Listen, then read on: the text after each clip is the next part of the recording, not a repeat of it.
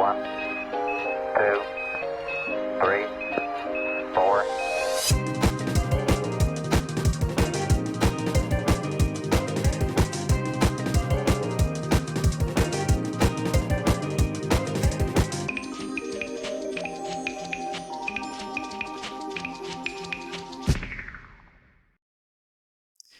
And welcome, everybody, to another episode on Breakfast with Brothers. What's up, Hey, everybody? thanks for having me.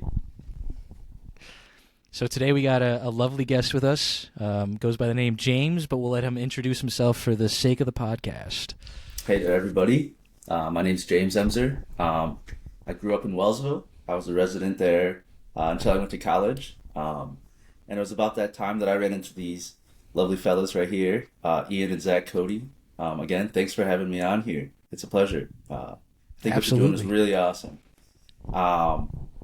And so I met Zach through a mutual friend that I went to school with. We'll shout him out, Tyler Brandis. Shout out. Yeah, Shout yeah. out Tyler. Good Shout out guy. Tyler. Yeah. Yeah, fell into a good group there. Got my degree from A-State, and then I went on after getting my associates from there to get my bachelor's from Fredonia, which is where I found Ian.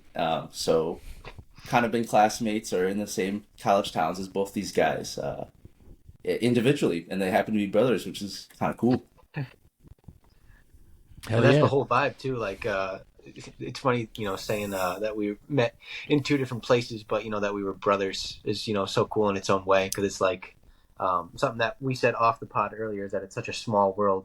And Oh yeah. at the same time, like, the funny part about that is I saw a dude who was like, forget the small world sense. Every time that happens, when you're sitting in a scenario like that, just say big world instead. Oh, big world. That's cool. It makes it also seem like that much more that it was meant to be, if the world was that much bigger. If you perceive it from that perspective. I like it. For real, man. And I don't know. It's one of those things, probably more a high thought than it is anything else. Well, any thought's a good thought, Amen. I But think it's good for you. It's until they come into fruition, that's when things can get questionable. But yeah. What do you guys want to talk about today? We got a few topics we can get going on. yeah, put them on. Well, Ian. the topics for today. Well, James came with a couple topics that he'd like to discuss, and that's what we kind of like to do here. We want you guys to come on and talk about what you'd like to hear. So James was talking to us right before we started up, and he's got a couple topics for us. We're going to try to get to all three of them, but maybe we'll start with either. You want to start with the music? Do you want to start with education, or do you want to start with what is it? Prehistory? Yeah, prehistory, alternate history, just unwritten history. I, I'm okay with starting anywhere. I think talking about how we met is a great segue into just education. That's really the common medium that was a huge factor in or a catalyst in putting us in the places to give us the opportunity to meet each other. Um, Yeah, absolutely. and whether we like it or not, um, our education is something that greatly shapes us just by the time sheer hours spent there. Um, Yeah. and it's interesting seeing all your peers develop into functioning humans of society, and just the different routes that they can take when, for a while there, through elementary school and middle school and even high school, we're all kind of doing the same thing. And then right after that, we kind of start to branch out, and everybody kind of goes in their own directions. And Oh I yeah. think it does a lot to shape who you are, Yeah, Yeah, and I especially think coming up through elementary school. Go ahead, Ian. yeah, I was gonna say I think I guess we'll consider it primary school in this instance, in regards to changing into like college and schooling afterwards. I think within that frame, it's like, yeah, sure, you grow up around all these peers that you've pretty much and I think in our scenarios where it's like you've known these people your entire life. I don't know if you were in the same like elementary school, middle, and high school, James, all your life. Very tight-knit crew. Wellsville's a small town for those of you who don't know. Our high school graduated, I believe, with somewhere between 110 and 140 or so.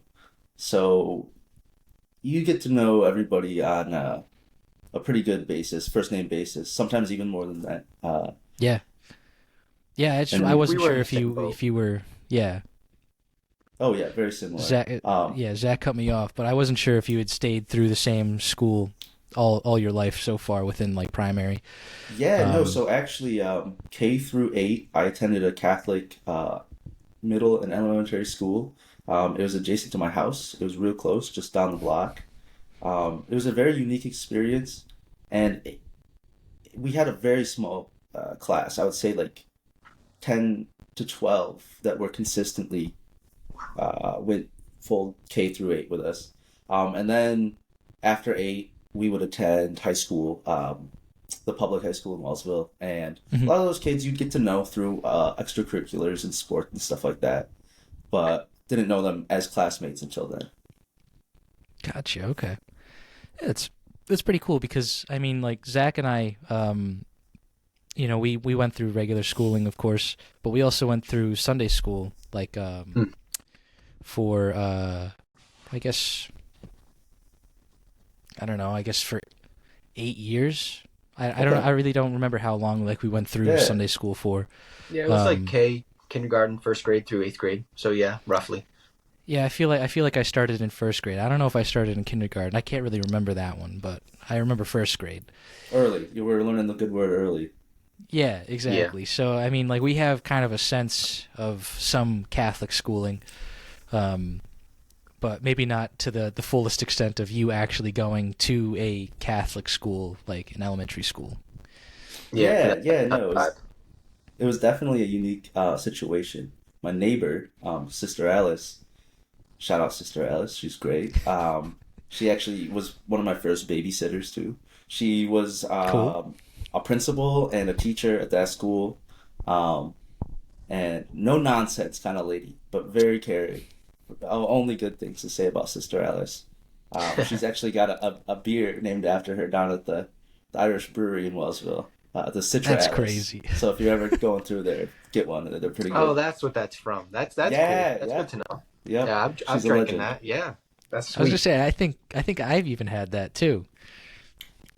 Yeah, it's really good, and she's very, very, you know, very, very cherished by the town and community, for good reason. There's a lot of good stuff that she did. Like the Catholic schooling. I don't know anything other than my experience, so every day, every year, I'm still realizing, as I talk to other people, the differences. Um, but again, I think it was just school, with really small class sizes, which allowed a lot of like interactions between you and the Yep. teacher and you and your other students. You got to know each other very well. So it was unique in that sense. And I think in Right. that sense, inside the education system, having small classes and being so personable with not only your classmates and your teachers gives you that chance to, like we were talking earlier, being able to develop and become that student who is well rounded in a general sense. And I think being in a small town, because like us, our class, for example, you said it was a little over 100. I graduated with I think 95 kids, and Ian was roughly in the same boat. So having so close knit of, I guess, in that sense, a community, it really gives you an opportunity to, yeah, you figure out your relationships and boundaries, and then you also have teachers who are committed to you. When you have a teacher who has to deal with 35, 40 kids in a classroom, it's not so personable. It's easier to get to know your teacher, and well, I mean that teacher's handling a boatload. Especially coming up. I wasn't the I was a bright kid, but I wasn't the most well behaved, especially coming up. I had to learn that through experience and failures and lessons and stuff like that. So just being able to be in a smaller classroom is nice too, because then you know who your friends are, you know who the troublemakers are, you know who you want to play sports with after school and stuff like that. So being a part of that is a different experience, and not that it's humbling to put it like that, but you do get a new look at what that's like, to be a part of people who care about you and want to see you succeed. And, likewise for the opposite, you want to see them succeed as well. Oh yeah, of course. And then just the sheer amount of time that you get to spend with each other in It's insane. classes. Yeah, they'll rub off on you. You will pick up things, sayings, little inside jokes, mannerisms, things that you don't even realize that you're learning from them. You know, Yeah, things that aren't necessarily part of the curriculum, but you're getting from school, like how to interact in like a social situation, yeah, and for real. how to treat others. You know, stuff like that. We don't have a class about social situations necessarily, especially those younger grades. But it's definitely taught. There's a lot of things that are taught without being part of the curriculum. Yeah, and that's like an interesting way to think about it too, because a lot of people I'll see conversations or forums on socials, and it'll be like, "Oh, we didn't get taught this, that, and the other in school," but you kind of came up through it and lived through experiences, like it's stuff like your parents did that you learned, like doing taxes at home together. Like obviously, when you're a kid, you don't really have to worry about that until like you get your first job, or maybe you invest a little bit of your money you made from that or whatever. But you come up learning things like that through just peer experience with you, your family, maybe even your friends' families. And I think Yeah. that's the cool thing too, because it's you're not your math, science, history, and everything. You get a little mix of those the subdivisions, I guess you could call them, of schooling.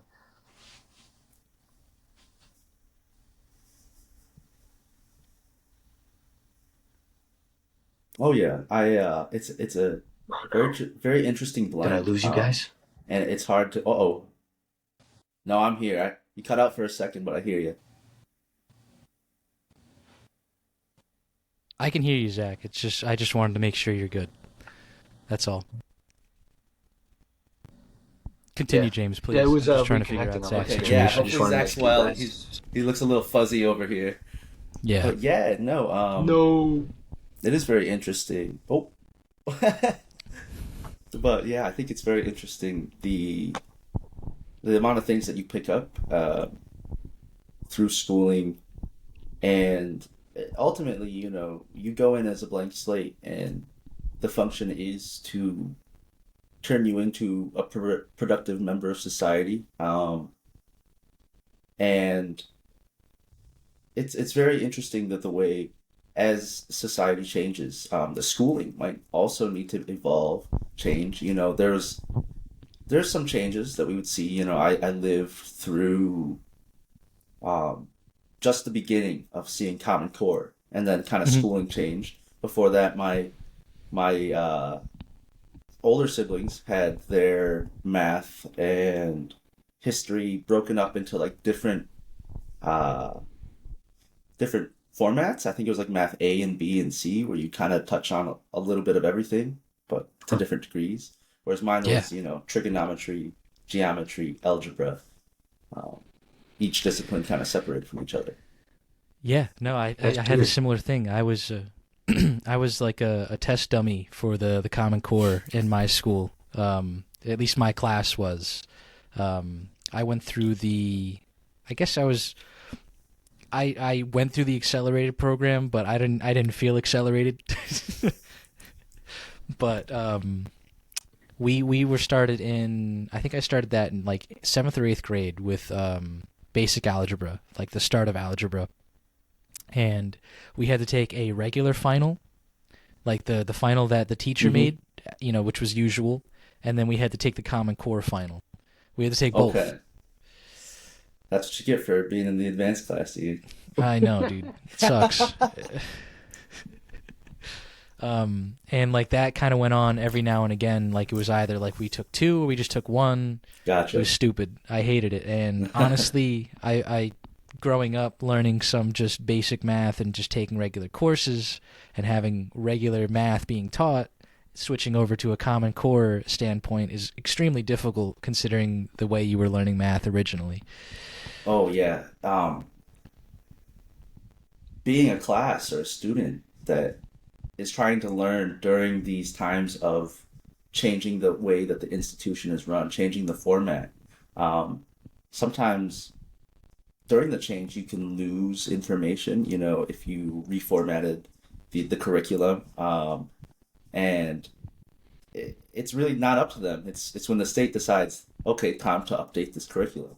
But on the flip side, um, it's encouraging to see that they are trying to change, whether it's as slow or as fast as we want.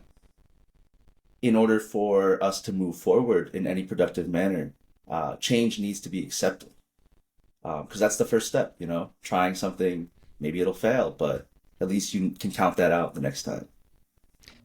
That's a good point. I mean, there's a lot of people nowadays, you hear about like parents complaining about like kids bringing home these like worksheets that make absolutely no sense. And I know Meg is one of those people, Zach's wife, where she's talked about a plethora of things like that. And I've talked to her about them too. And like some of them really just don't make any sense to us. And it's like you're sitting there like, what the hell is this? Yeah, yeah. And it's interesting. And I'm sure that's how our parents felt when we brought home this Oh gibberish gosh. on this, Easily. yeah, you know, it reminds me of that Incredibles meme, it's like the math is math, Math is math. Yeah, yeah. Mr. Incredible getting frustrated. And I feel like that is something that'll continue to be normal, as we, we have new problems to solve. We need the generations Yeah. um, coming after us to help us with those solutions.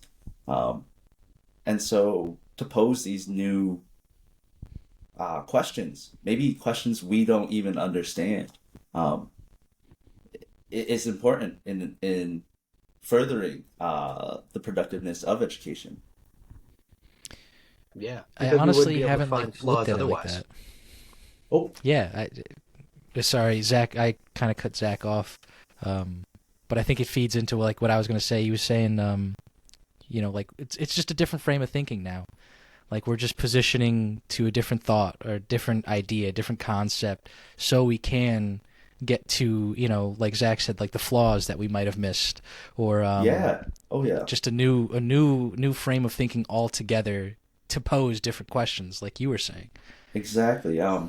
And it's funny because, oh, sorry, Zach. Were you say something there?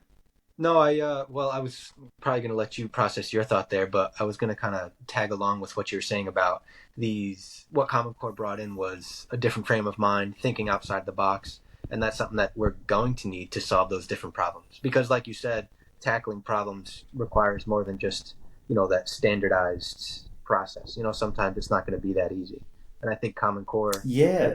and I will say that's the one positive side of Common Core, that it brings about that possibility for adjusting your mind state and how you attack certain problems. Because if you didn't have something that would adjust the way you approach something, then you're always going to go at it and try to fix something that isn't going to solve the problem. But you're convinced if you just maybe retry it or maybe just add a variable here, it'll change. But in reality, it's not. It'll just end up the same way that it has been. Yeah. Similar to kind of similar to the definition of insanity, trying the same thing over and over again, Yeah. and expecting a Yes. different result Yeah. somehow. I think it's very Seriously. interesting the way that, and I can see the effects of my education rubbing off on all of my peers and the way that we interact in the workforce today. Um, Yeah. I know a lot of people, and I'm sure y'all grew up with kids like this. We had a lot of questions. And a lot of the adults or the people that you would look to for the answers to these questions, sometimes they were overwhelmed by the amount of questions that we had. And I think it definitely reflects the form of education that we were presented with compared to them. Yeah.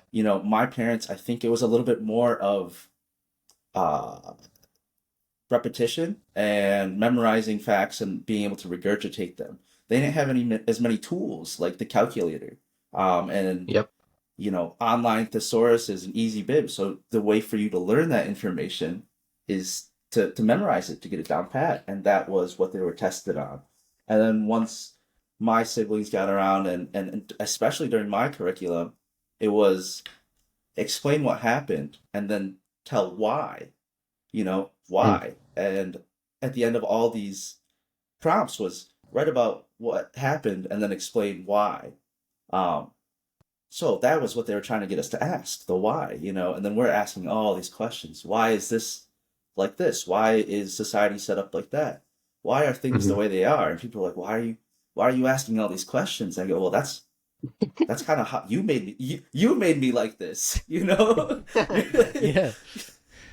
And then adding on, going one step further, Common Mhm. Core, I'm not super familiar with it, but from what I understand, it can feel like a mess of information that you're trying to dissect, and you say, what do I do with this information? So we've gone from just simply regurgitation of information, to taking the information and asking questions about it, to the next step, which would be, now that I have all this information and I've asked these questions, what do I do with this? How do What Right. I do I apply do? it? What's good information? What's bad information? What's applicable and what's not, you know? Right. How can I So, discern from like what could be useful, what could not be useful? oh yeah, yep. I think it makes sense the way that it's kind of evolving, you know?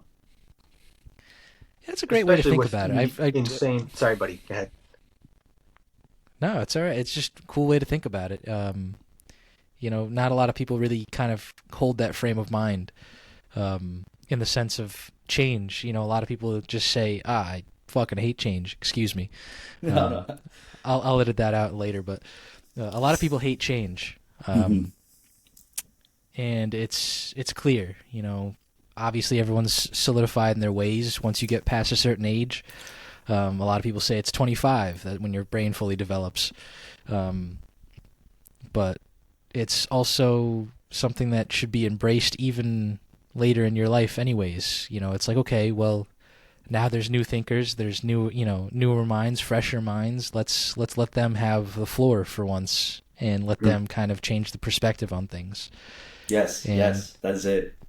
it's hard to garner that mindset because of the things that you might be like afraid to, I guess, let happen. Yes, yes. So this is actually funny. Mhm. One of the topics that I didn't mention that I think this ties into is kind of the concept of it's okay or more than okay to be wrong.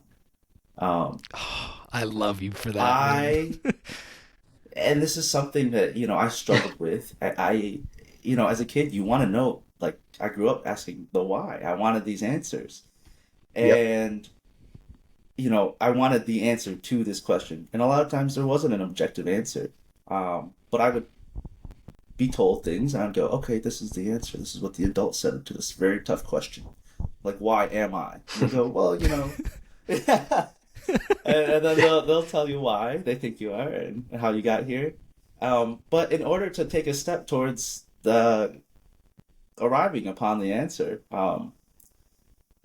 you need to accept that being wrong is good, in that Mm. you are now free from this old way of thinking. If somebody can change your mind, being open to having your mind change, is very integral in not closing yourself off and being able to continue to learn.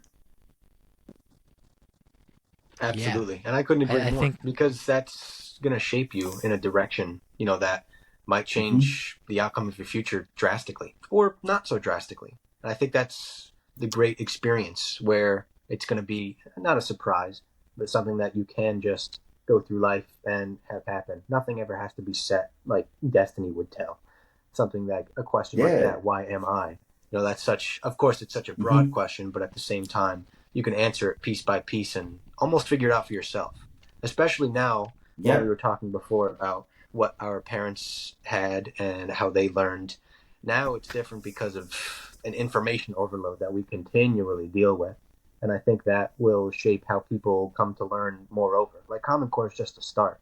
I'm sure more of what Common Core will be will advance into these weird, zany, and wacky learning techniques. But I think they're needed only because the challenge that they bring is the whole reason it was brought in the first place. Because we don't want kids to get stale. We don't want them to fall behind. We don't want them to turn into, zombies that are glued to their iPads or anything. We want them to be able to continue that learning and hopefully, fingers crossed, continue with that on their own terms. We don't want them to just shut off and, block out society. We want them to be able to jump into things feet first. And yes, if they are wrong, then all the better because then that's an immediate life experience in that moment. It's not delayed. It's not anything. You know what happens then and there. And if you need more answers, then you're going to ask. And that's the beauty of what you were saying earlier about asking so many questions. There is an answer. Oh yeah. Who knows if it can be answered then or 3 years from then? But it's just one of those scenarios, I feel like. Yeah, of course. And even the questions that don't have an answer, the questions that we've been pursuing since the first person, those tough ones. It's kind of comforting in knowing that it's more about the pursuit of the answer. I don't want to be too cliche, but about the journey, not the destination. To be human is to be able to question. Yes. And also, maybe part of being human is not having all the answers. Oh yeah, I think a lot of people, of course, a lot of people don't want to be wrong, right? They want to have the answer. They want to be the smart one in the room. Of course, Yes. everyone does, and some people don't. But maybe they have the right answer. Maybe they have the right outlook, I should say, and knowing that they aren't the smartest person in the room, or maybe they aren't, but they're willing to listen. And I think obviously one part of the solution is understanding when you are wrong or understanding when you don't have the answer, as well as the acceptance of a will to learn or a will to listen. Yes. Have you been reading Because Simon Sinek, Ian? No, I have not. This is just something that I've thought about a lot, and it's something that That's just a big thing he Dad and preaches. I, That's why I asked. No, yeah, this is just something that Dad and I have always talked about too. It's just the will to learn, and having the will to learn is also understanding when you are wrong or when you don't know, because a lot of people have this idea that if you don't have the answer, then you're stupid. But it's quite the opposite. Just because you don't have the answer doesn't mean that you're any less than the person that you are. It's just more or less you're just and a lot of people think of this term as well as like down-putting, but you're ignorant to it, and it's okay to be ignorant to it. Yes. I don't mean to cut you off there, Ian, but No, it's all right. I Go think ahead. that there is a terribly negative connotation to ignorance. And we all have ignorance. It's just an area that we are ill-informed. Yep. And there's enough time to learn anything in this lifetime, but there's not enough time to learn everything. So, the very nature of life is that we will be ignorant to a lot of things. And being willing to admit that is the first step in becoming a little bit less ignorant. Right. Yeah, exactly. Yeah. Yeah, it's a crazy topic because a lot of people don't accept it, and I think a lot of people would enjoy and garner a lot more information from conversations with just normal people, like just normal conversations that you have about different topics. I think a lot more people would garner more information from these people they talk to if they just understood that, well, they probably know something that I don't, and whether or not I'm actually having like in the sense, an intellectual conversation where you're discussing two different topics or you're discussing a completely, like dense topic of any nature. It could just be simply like just a conversation between two people about like, oh, like I'm playing some music today. Like, oh, cool. What kind of music you playing? Simple conversation just as that. Because you could learn something completely different that you may never have been introduced to at all. The unknown unknowns. Yeah. So The things that you don't know. Yeah. Yeah, just having that open ear to see what someone else is talking about is already opening your mind to different things and different circumstances that you could come across and learn from. You're totally embracing agree. the ignorance. Yes. One thing that helped me really change my frame of mind, as somebody who admittedly, had a lot of difficulty being incorrect and not having answers, was that, when I would get into a discussion with somebody, and you can generally feel this with certain people when they're listening just to rebuttal. They're listening to your conversation only in the interest on how to tell you you're wrong or find your flaw. And that's not really listening. You know, they're listening, it's selective, super selective listening. Right. Whereas if you go into a conversation with the idea of change my mind, I'm open. Like, I want you to put me on to something new. Yep.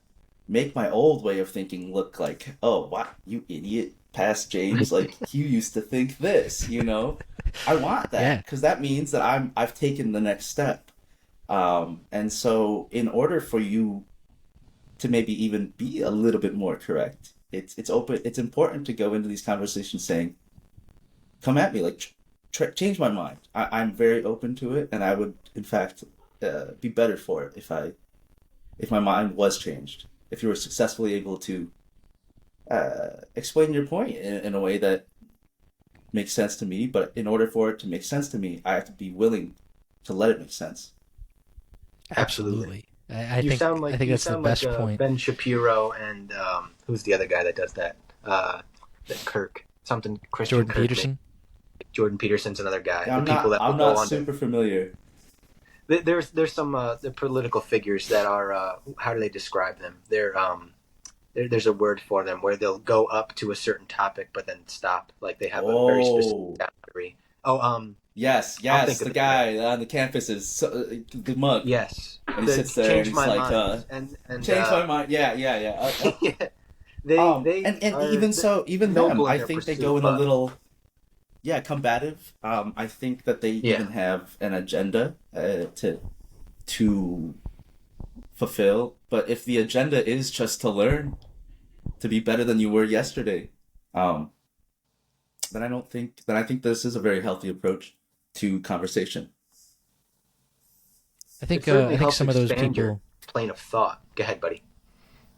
As I say, I think some of those people that you named off, Zach, are a little bit more combative in their thought process. That's what I was getting at. That they're noble in the pursuit, but they come off a little very touchy-feely. Like in some people's instances, they'll be totally fine. They can have an intelligent conversation, but then the rest of the time, they're either shitting on people or trying to express the opinion that they know to be what they think is factual, which in some cases it very well is. But in other cases, they just want to show you how much they know. Like they just really want to put you on. It's like, oh yeah, well get this, and then they list bullet points of stuff that they know that they feel comfortable talking about, etc. So it just becomes a Yeah. you know, whose member is bigger, you know, that type of thing. Yeah, it's there's no hate towards their intellectual prowess, because they are incredibly smart people. But I also just don't like how I shouldn't say I don't like how combative they are, because they have a lot of people that are combative towards them. In the sense of like what they believe and like going against their beliefs, but I think in the sense of how they frame their intellectual, how they frame their mind towards other people, like what their thoughts are, what they're trying to like project, seems very like coarse, rather than like just like this is what I believe in. Yeah. Rather than them actually going, this is what I believe in. This is the truth. It's so abrasive, and, Yes. and to get people to actually change their mind while you're being so abrasive, it kind of feels counterintuitive. It's too forceful. Because it is. Yeah, you want people to feel like, yes, this is my idea too. Right. You don't want it to be combative. It does feel like the agenda or their motives are a little misaligned. I don't know what they are, but Right. it feels as though the platforms are a platform for, I think they kind of get a kick out of the heat discussion. Oh yeah. Definitely. They definitely do. And on top of that, they get the likes out of it. It's a lot of, social media posting and heavy promotion on Interactions. this, that, and the other, because they just want the reaction out of people. They want people to yell at them and get angry. But in a sense, I will say, getting angry and combative about things from the other people's point of view is healthy. And I won't say in its entirety. It's healthy in the way that these people want to challenge an idea, because that's what we want. We want people to be able to be wrong and challenge that. and understand Yes. either A, why they're Yes. wrong, or B, what the actual answer looks like. And whether or not that Yes, and holds any worth going forward, we won't know if that person has changed their mindset or adjusted to something new. But that initial instance of the challenge is what we want. That's what we need. People who are happy to speak out against something that they think is wrong or not moral or something along those same lines. That's where we need conversation to stem from. People who are uncomfortable to jump into something that they wouldn't normally do. yeah, sometimes they are justified, you know. Yeah, I think, additionally, being able to empathize, Emphasize? yeah, Empathize, okay. empathize with Empathize, okay. who you're discussing with is more important, or can be more important, than showing them your own idea or proving your point right. In that, if you want somebody else to understand what you're trying to say and kind of become aligned with them in your thinking, and you want to share your thought, you want to spread what you believe to be correct, you need to grant them the same respect that you are expecting. You want somebody that has open ears, that is willing to listen. But if you aren't, then why should they be? So you Right. need to be the first to say, hey, I want to try to understand why you think what you think. And maybe that'll change what I think.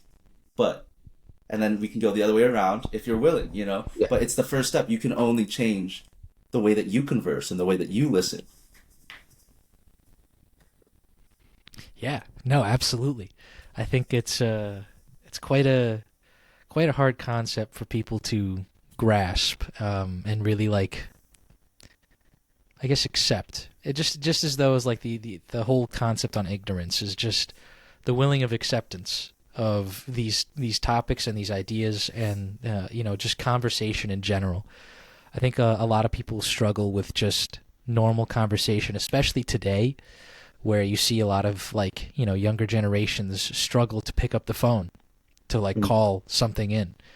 I don't mean to be breaking away, but I just thought it was something that could connect. No, that's totally valid. And there is almost an anxiety that people have surrounding Yeah.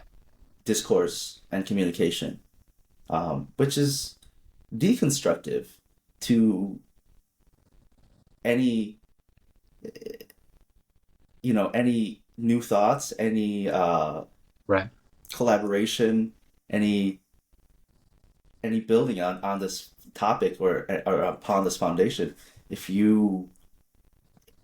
we foster environments that make it difficult to speak up, then it's very discouraging of any discourse or any new thoughts. Right. Yeah. We're kind of mean, existing in that it's- now too, as well. Go ahead, Ian. No. Go ahead, Zach. You continue with your thought. I was just going to say that on the point that you brought up about people being too anxious to do certain things, make a phone call to order a pizza, exist in, I don't know, like going to a local town meeting or something like that, speaking up at a PTA meeting at school or something like that. A plethora of examples exist, but in all of those, I think what a big problem is now is that what technology gets you as far as leniency. Like, you look at the possibility of where keyboard warriors exist, where there's no way in hell they would say a certain thing in person out loud in front of a group, but anonymously and from the comfort of their home, they're happy to share opinions excessively. And not that that's a bad thing, but those people wouldn't have had that opportunity to do so otherwise, because in person or on the phone or in a forum, what have you, they don't have that courage. And I think in the sense that we have these keyboard warriors and stuff, it brings about a new possibility for people to make uncomfortable decisions or talk about uncomfortable things. Not that I'm saying keyboard warriors are the answer to our problems in any way, but in the sense that we have the physical and in real life problems and possibilities that we can talk about in person, we also have everything on the digital sense, where uncomfortable topics and things that normally wouldn't come up do come up, and challenges can be faced head on. Or virtually head on in that sense. Yeah, it's interesting the duality of that in that it provides a platform, but it also kind of a coat of armor, you know, a layer Mm. between you and who you're interacting with. It's kind of a crutch. So Yeah, Crutch, both two great way to sides of put the it. coin, for sure. Yes, yes. yeah. It's I think yeah, crutch is definitely the best way to put it. And it's I find that people that hide behind things like that aren't true to their own nature. Because if that's something that, like, obviously you're trying to get your opinion out there and you're trying to say you're using, the crutch to hide behind. Mhm. Why not just speak your truth? And I understand as of today, it's very hard to speak your truth. So I can understand why a lot of people do it.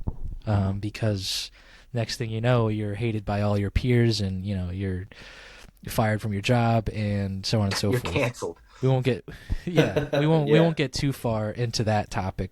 Of course, there's other things that we'd like to talk about in this episode, but it is definitely like a crippling thing, not being able to speak truth for yourself, Yes, in fear of others completely and utterly decimating your own beliefs. Yeah, and it can be very detrimental in that people's safe spaces might double as an echo chamber, you know, which can continue to enforce positive and negative thoughts, in that you're surrounding yourself by people that generally agree with what you have to say and are waiting to hear somebody else say it so they can agree. Yeah. Whereas I think it's important to foster the idea that you can have friends, co-workers, peers that you love and care about that think totally different from you, and if it's better for you, I think. Personally, I think it makes you more open. Um, it teaches you that at the end of the day, they're a person. They have different thoughts than me, and that's what's cool about being an individual and being a human on this planet. Yeah. Is you get to have Yeah. different thoughts than me, and I get to have different thoughts than you. Or else we wouldn't be talking here in this conversation. We wouldn't have been having this podcast. Right. But it's important to place yourself in the company of people that might not totally align, and also be the company that isn't going to be very critical of what other people have to say. Be more interested, Mm. Absolutely. I think that having a little abrasiveness to, like, your own beliefs with someone who is different from you, like in the sense of like how they think, not in the sense of who they are, but obviously their thoughts create the person that they are. But I think having that slight abrasiveness within a group of friends that you obviously cherish and want to be around, and want influence from, or to garner any type of actions or something, thoughts that they do. You want that abrasiveness, because without it, then the friendship, or the connectiveness that you feel from them isn't going to be there. If you're like-minded in every single thought and every single action and every single moment, it becomes boring. It's like you're hanging out with yourself, but that's like being alone, Yeah. I mean, exactly it. right?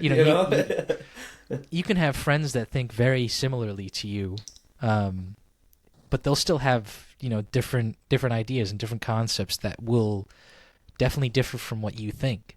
So it's not that you can't have someone exactly like you, but the thing is, you'll never have someone exactly like you unless you really find that person that is exactly like you. Yeah, yeah. Odds are that you won't find that in a lifetime. No, probably not. Yeah, yeah. I will But say though, we do I mean, it's a want to challenge that foster people that find. independent thought, no doubt. Yes, Yeah. yes. Yeah, I think it's again, it's okay to be wrong. It's okay to have all these questions that might even challenge your own beliefs and your own thoughts. Um, because those questions are what helped somebody get to that conclusion to form the foundation for said belief that you currently have. Mm. And it's funny because as when I was younger, thinking about future James, and I had this question, I go, future James is going to have a lot more of these questions answered. And if anything, future James, me currently, I have way more questions. And I thought, my past self thought that I was going to know a lot more about this world by this time. And now I'm just coming to realize that just how much I don't know. You know, every day I realize that there's so much more that I am, let's say, ignorant, totally ignorant to, you know? And it's awesome and amazing. Like, it puts me in awe, like, of just how much there is to do, you know, how much there is. Absolutely. And I think some of the smartest people I know are the ones that can realize how little that there is, how little they know because how high the ceiling is, you know. First off, Sure. shout out future James. Hopefully he's doing well, you know. Yeah. Yeah, hopefully future James is doing good. Shout out past James for making me who I am today. Shout out past James. For real. Yeah. You gotta look out No, for yeah. I know yourself. past me would have expected to be a firefighting professional chef or something like that, and I On the definitely moon, didn't live up to President. those. Yeah, on the moon, astronaut.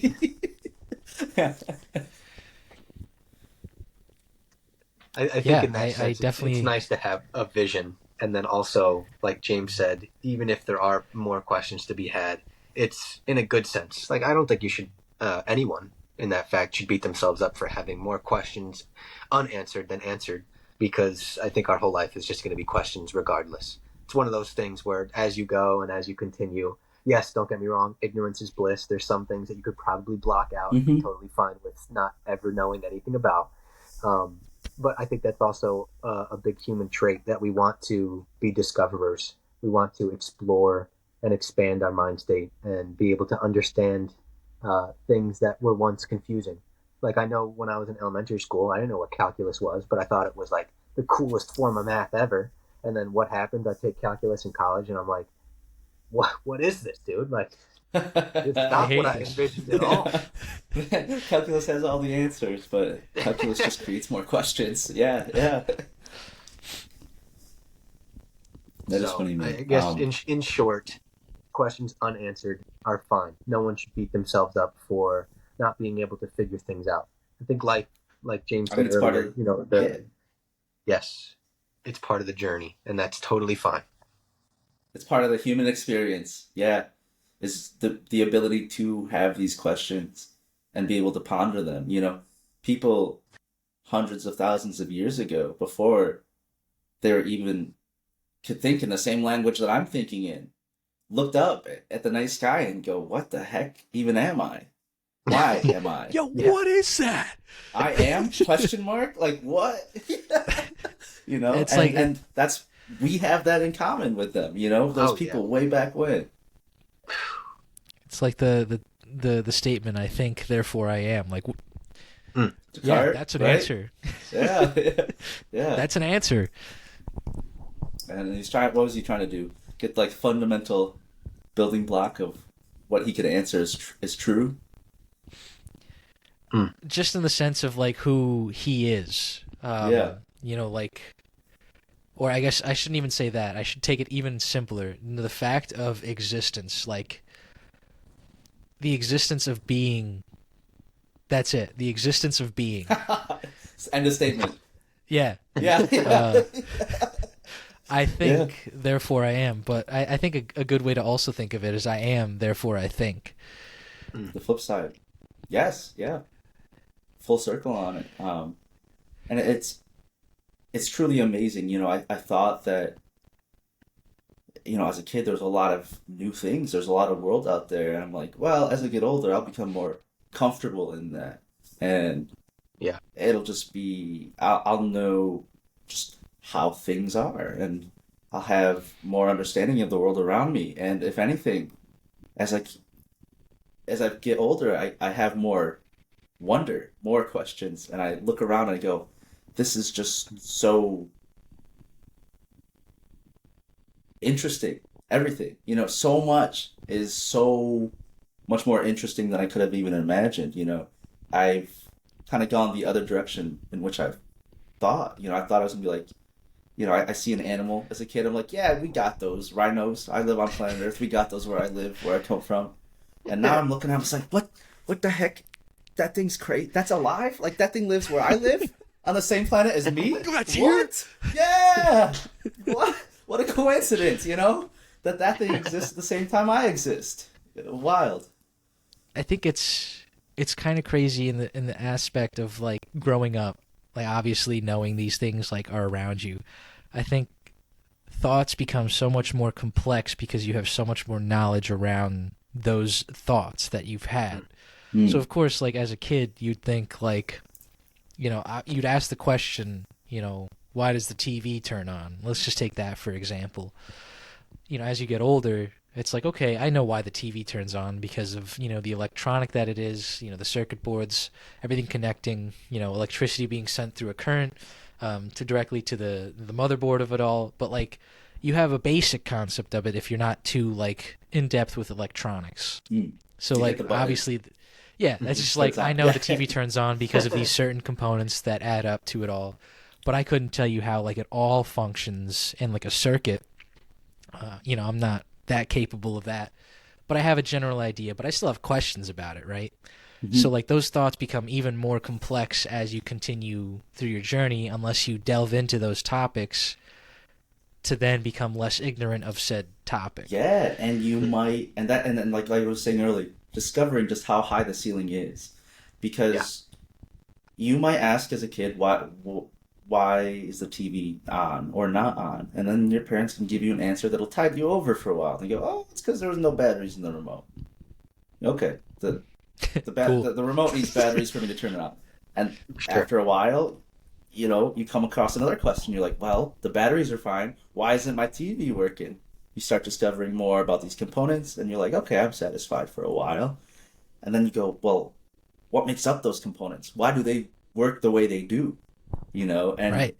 as you explore these things, you just kind of see how high the informational ceiling is and can be. And it's great. I It is, love is it. yes, it's very overwhelming sometimes, but it's very amazing that there's so much more to unpack. Living in a Oh, yeah. sandbox of information, if you will. Yeah, absolutely. I mean, Excuse me. you've even let's take for example like well, James, you remember Stephen Kirshner Oh yeah, and our lovely philosophy days. Most people aren't introduced to philosophy until college, and I know. I definitely was not until I was in college, and I knew of it at least, but just taking philosophy as an example and actually delving into a thought process in general and trying to understand how one person might think of another scenario different from how you're thinking of said scenario Yeah, is also just a wild thought to have in general. yeah. Like and this could maybe tie it into fall back to the beginning, but like we, yeah. As far as philosophy, anthropology, psychology, biology are all studies about why we are the way we are. And I think, personally, I think it should be more a regular part of every person's curriculum. In that, like you were saying, philosophy, it teaches you how to question. It teaches you different ways of thinking. Because up until finding new said way of thinking, you're kind of just working with what you got, the tools that you have in your toolbox, your mental toolbox. And these understanding the different ways of thinking why you think what you think, um, is or even just questioning it, I think is super important in kind of developing your approach to any situation, any question, your observation of the world and outlook. Yeah, absolutely. It's it's a scary thing. Like as you're kind of positioned in the sense of like trying to, like sure, like you take biology or like psychology in the sense of understanding how the body itself works, right?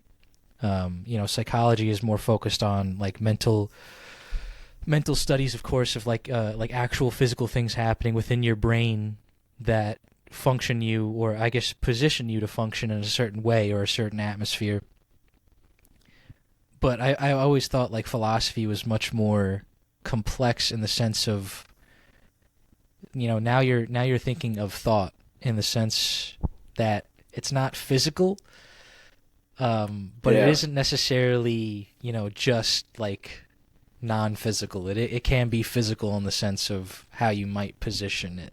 It's like both sides of the mind body problem. How does something physical interact with something non-physical? Whereas, Right. from what I understand, psychology, it's what can we observe is actually happening within the brain related in relation to what they're feeling, thinking, and philosophy feels much more abstract, and less tangible. You know, um, but it doesn't make it any less important or less involved in that your thoughts exist. You exist. Your body is physical, but I can't point you to my thought, you know? And Right. I feel like philosophy follows that same line of thinking. Yeah, it definitely does. It's kind of crazy. I don't know. Cool thought to bring into our conversation of speech and interaction and communication, because I would definitely think that it has a very big impact on our understanding of things because of our understanding of human interaction and thought process through the study of thought. And I think without it, being that it's been like kind of talked about for millennia, going all the way back to the ancient Greeks, that it's still such a, I don't know. I think a lot of people don't truly think about it as much anymore as they did, say, back in ancient Greek times and such, to I guess assess and help them with deductions today through conversation and speech in general. I think a lot of people don't kind of credit philosophy for that understanding that they have today, or do they really think about it? Mm-hmm. Yeah, I mean it's existing in the background whether you are acknowledging it or not. And it's interesting in that like all these tools, all these disciplines are created by humans for humans, to for us to explain to ourselves and others how the world works and is, whether it be history, math, science, philosophy. We made that to explain to ourselves and others what the heck is going on around us.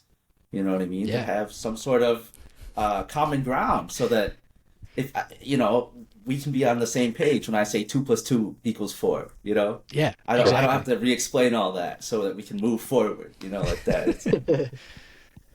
No, yeah, and that goes for any subject for that matter. Obviously a lot of these things have stood the test of time, and wrapping it back into different frames of thinking. Like we were with like we were talking about the Common Core and Yeah, such. yeah, Whole different frame of thinking now. Of course, like things will, kind of be not pushed out, but I guess set towards the back, more so than putting up front for a different frame of thinking. It's still respected and it's still there, and we still understand it. It's just not the full front of what we're trying to achieve today. yeah. Like push the medium forward. Think like calculators or even AI. Yeah, Uh, my parents were like, "Whoa, what are you gonna calculate tip? You gonna have a calculator on you all the time?" Well, yeah, actually, I do. Like my phone, yeah, and a Always flashlight, on. and a Rolodex, and all these things, all come in a little computer. But yeah, Yeah, I don't need an abacus it's- anymore. Yeah, yeah. But it's interesting and important to learn how those things function so that you can trust those tools. But spending all your time on basic arithmetic, when we have calculators, we don't need human calculators as much anymore doing those basic tasks. We need to Sure. start working on the next complexity. And I think that's similar to the AI being like a tool. It's going to be, people are worried about it, and it's more so just a prompt. We put a prompt into a calculator, the calculator thinks, and it spits out an answer. I think that this can be used as a tool, and there's all these tools to help us collect, like to summarize our collective knowledge so that we can move forward. Yeah. Yeah, I think obviously AI is scary, but I think there's everything's always scary before you really know what it is capable of doing. I mean, cell phones for a while, we were kind of like I don't know about that. And I think a lot of the older generations are scared of this kind of like move in technology, rightfully so, considering how they've grown up and how they function as people before all of this. Oh yeah, they Perfectly spend so much understandable. time, a full lifetime, trying to get comfortable in the world that they exist in, and all of a sudden, it changed. You know what I mean? Yeah. Yeah. Yeah, it's, you go through school, whether it's just up until high school or until college, whatever you decide to do, you're still doing it in a certain way. And sure, there's like small changes along the way, I'm sure. Yeah. But nothing as drastic as like, say, someone from like the 1920s, like learning how to use a laptop. You know what I mean? But Yeah, like and as if as Oh, if you flip as the they narrative. aged, yeah. Yep. Someone from the 1920s having trouble, but they had their brain was full of their own necessary knowledges of the time. Oh yeah. You put us back then, and they go, "You don't know how to, I don't know, mow the lawn without gasoline power, or something." I don't know, man. I was like, no, I don't know. I never needed to know, Thankfully Yeah. for me. Yeah. Exactly. I mean, they each had their own like things obviously that we might not know today that we've never used in our entire life. Maybe it's as simple as just like starting their car. Like, I know the old Model Ts, they had like a crank in the beginning, in the Yeah. front, where you literally had to like jump start your engine in order for it to Some go. manpower. Imagine getting like on a snowy day trying to get that thing ripping. Dude, yeah. It was tough. You were staying I mean- in. You weren't going anywhere. Yeah. Yeah. Yeah, no, they say that the pressure of it was enough to like break your arm. Like Oh my God. from like jump starting. I like, did not know that. Holy, like once the momentum got swinging around. Oh You're yeah, saying once that- once wow. it took, it was enough to snap your forearm. Which I mean, Well, they're good kind of thing we got away dangerous. from Cars that. are still dangerous, but yeah. Yeah, push button now. yeah, but it's just it's just crazy. Like small things or even large things. As time goes on, obviously things are phased out. We understand them. We have history for that. But it's still like interesting to think about, and like how people used to live and how they've adjusted to society with things changing. Because obviously at that time the car was new too. Yeah. There was only like 4 cars in That was existence, and peak. like That was peak Yeah. technology. They said, "Boys, we're in the future." Boys. They said, "Boys, we got the future these things." is now." Yeah. Actually, They got the future 4 was wheels. yesterday. Yeah. It's wild. It's funny because all these we're things are driving now. just inevitable shortcuts. I mean, everything that, like, thinking about the car example from where we were to what we are, everything that we do now is Yeah. fast. It's quick. The telephone was the same way. Like back when we had to do things on paper or remember certain things in our head that could lead us into getting answers. We have phones with the same qualities that we don't need to worry about. Those inevitable shortcuts, yes, they speed up our life and push us in a direction that maybe some people don't appreciate. But in the long run, like what we were talking about with AI, it's just another inevitable shortcut. I mean, when people didn't have money to pay for things, they were bartering or they were, trading 6 rocks for 3 chickens or something like that. Who knows what that looked like? But That's a good AI deal. is just another inevitable shortcut. That is a really good deal, though. 6 rocks, just 6 rocks. No, good rocks. Oh, okay. All right. No, like maybe like rocks that like this big. Yeah, Okay. the ones that got the little hole in the center. Oh, all right, yeah. But I guess that probably is where we should wrap it up. I think we've hit our thank you hour so much mark. for having me on. I Dude, really James, appreciated it. It was great talking. Thank you so with much for boys. popping on. Hell yeah. Yeah, I'm excited to see y'all soon. Yeah, we'll be seeing you for next sure. weekend. But yeah, Yeah, thank you that so sounds much great. for popping out and joining us in our little discussions. We appreciate it hella. But on that note, we will end the podcast here. So thank you guys so much for listening. Thank you, James, again for coming out, talking with us for an hour. We appreciate it. And, if you are listening on YouTube, check us out on Spotify. If you're listening on Spotify, check us out on YouTube. Leave a like, comment, and subscribe. And until next time, we'll catch you guys on the flippy flop. So, peace. Out for the I'm walking the bull, go. Out for the out for the out for the out for the out for the